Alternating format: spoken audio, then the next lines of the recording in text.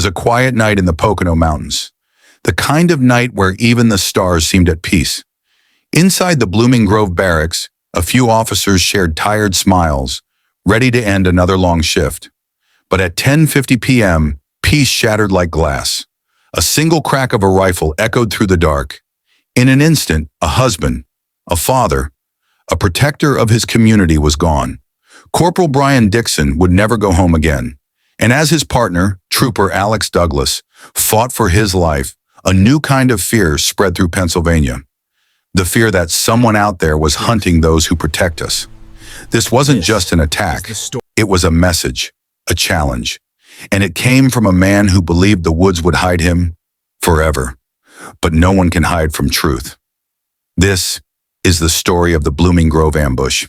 The 48-day manhunt remains a chilling reminder of how one man, armed with hatred and skill, can hold an entire state in fear.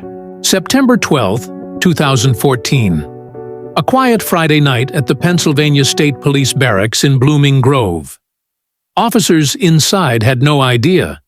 They were about to be ambushed. In seconds, gunfire shattered the calm. One officer was dead. Another, critically wounded. The shooter? A man who would spark one of the largest manhunts in Pennsylvania's history. Eric Frein. Just before 11 p.m., gunshots ripped through the barracks. Corporal Brian Dixon was killed instantly.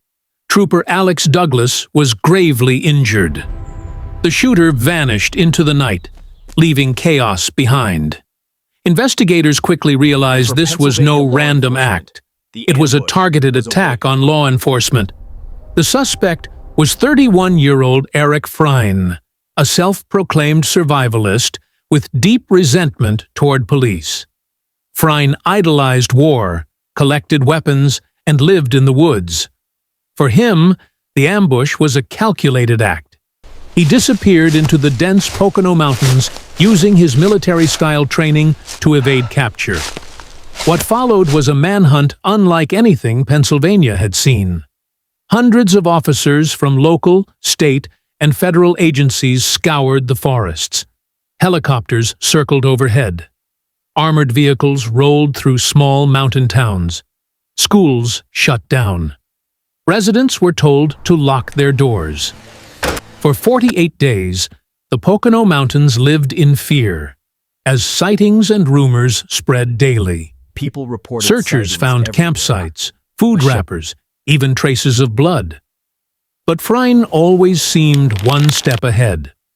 On October 30th, 2014, the hunt came to an end. U.S. Marshals discovered Frein at an abandoned airplane hangar. Exhausted, dirty, and still armed, he surrendered without a fight. Inside his belongings, police found notes. Frein boasting about the ambush and expressing hatred toward law enforcement. In 2017, Eric Frein was convicted of murder, terrorism, and other charges. A jury sentenced him to death. Although Pennsylvania has a moratorium on executions, Frein remains on death row. The Blooming Grove ambush is remembered as one of the deadliest targeted attacks on Pennsylvania police.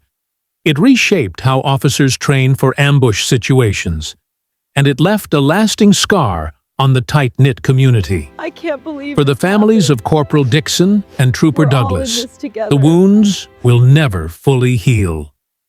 But for the state, the 48-day manhunt stands as a chilling reminder of how a single man with hatred and a gun can hold an entire region hostage. What do you think? Was Eric Frein's survivalist background the reason he evaded capture for so long? And how should states prepare for ambush-style attacks like this in the future? Let me know in the comments. Thanks for watching, and don't forget to like, share, and subscribe for more true crime stories.